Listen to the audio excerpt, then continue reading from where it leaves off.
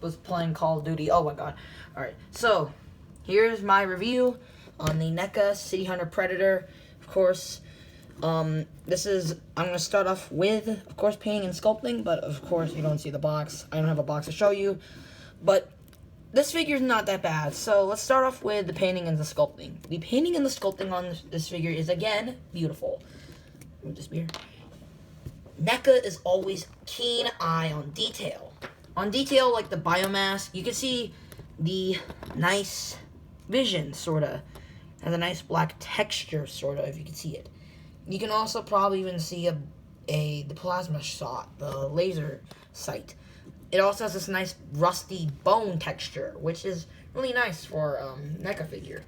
Of course, as you see, it has, under it is actually blue paint, so clearly that's not a good thing, maybe you just basically have to color it. The color here, of course, has some nice blue tint-ish colors representing rust. As you see, it's really nice, and the plasma and everything is sculpted in perfectly. Everything is sculpted in perfectly, including this, which also attaches the little spear. You could also see the nice detail that is on the body, everything, the nice moisture texture on the Predators, and of course the wrist blades being nicely painted, which is really nice. The body being nicely painted. Of course, having this glossy texture gives it a wet feel. Of course, the legs look pretty good. Nice bone textures. Of course, the armor, of course, is nice. And it's just very nice. Of course, as you see, it's blue because, water. But, the feet are nicely sculpted and nicely painted. Really nice. And you can't really see it, but the control pad is actually removable. You can see the little numbers there. Now, if you have this figure, you also have the unmasked head. And of course, the dreads are painted nicely, of course. Same with this one. Painting is nice. The only problem is the eyes. If you could see it, if you could actually see it, it's a bit derpy, which is not a good thing. But yeah, that's a huge problem occurred. But articulation is really good. Head is on a ball joint, you can look up and down. Arms are on a swivel joint, you can go 360, in or out, in. Bicep swivel. Of course, as you see, there's a QC issue with the shoulder pad that have been occurring.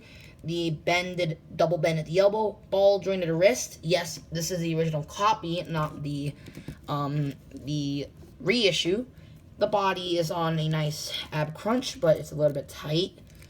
Nice ball joint at the waist. You can go kick back that far, and that as well. And also a kick, a little bit of a decent spread. Bicep swivels, a bend at the elbow, or the knee, and a ball jointed feet. So posability is pretty good, especially at the legs. Body is a bit limited, but I think you just have to use a hair dryer. But as you see, I'm going to alert, before I do the accessories, here are the QC issues you better want to worry about if you have the original copy of the figure.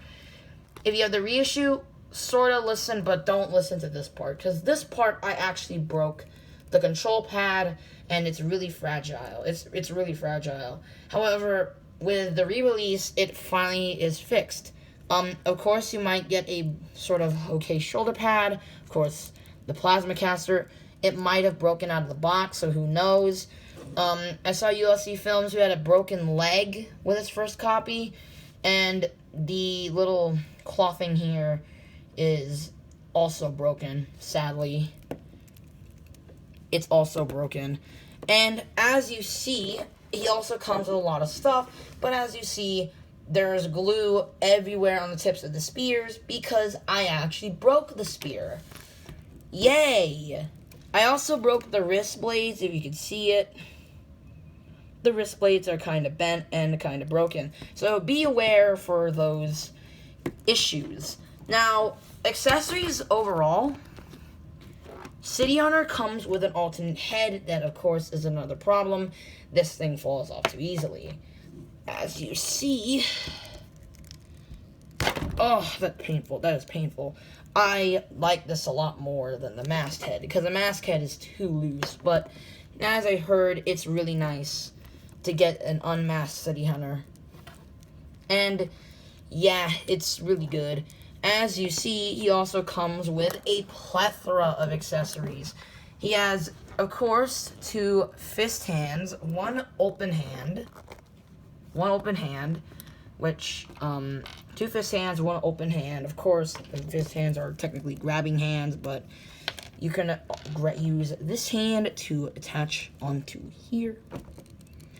And that's why I prefer the reissue over the original, because the ball joints are very, very finicky. And he can also dual wield the spear, which is really nice. However, he also not only just comes with this, which I'll attach onto this hand. He also comes with a collapsed spear, which is really nice. And you can store it on his back. Same with this, but, I mean, that would break.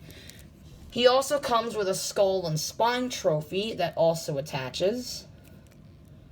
So that looks pretty nice, as you see. He also comes with a smart disc hand and a smart disc, but the smart disc does not tab in well, but many other copies showing that he is. And there is a attachable shoulder cannon piece here. And sadly, I don't have the other piece because it's stuck in the accessories bin. So, he also comes with a karate chop hand, but is used for a net gun.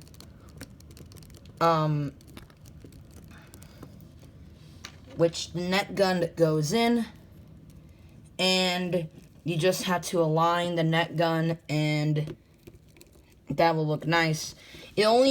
I only wish it had, the net gun, if it had, like, at least we have, you know, an actual net, but then it might have made the price a little bit expensive, and, yeah, that's what he comes with. He also comes with a plasma caster beam. Now, I know what you're saying, but why don't you switch out the, smart disc hand? Why? Well, one is because I am not breaking the blades again. This is so stiff to put on. So stiff. And it's so painful to put on. And, you know, it's kind of a stressful issue. Oh, God. It's just kind of a stressful issue, you could see. And also, as you see right now, this figure has not that great, quality control. The quality control is sort of bad. Of course, the legs are not flimsy anymore. So, let's start off with our size comparison, and then we'll end this review, so I could possibly take a bath, and then play, Call of Duty. So,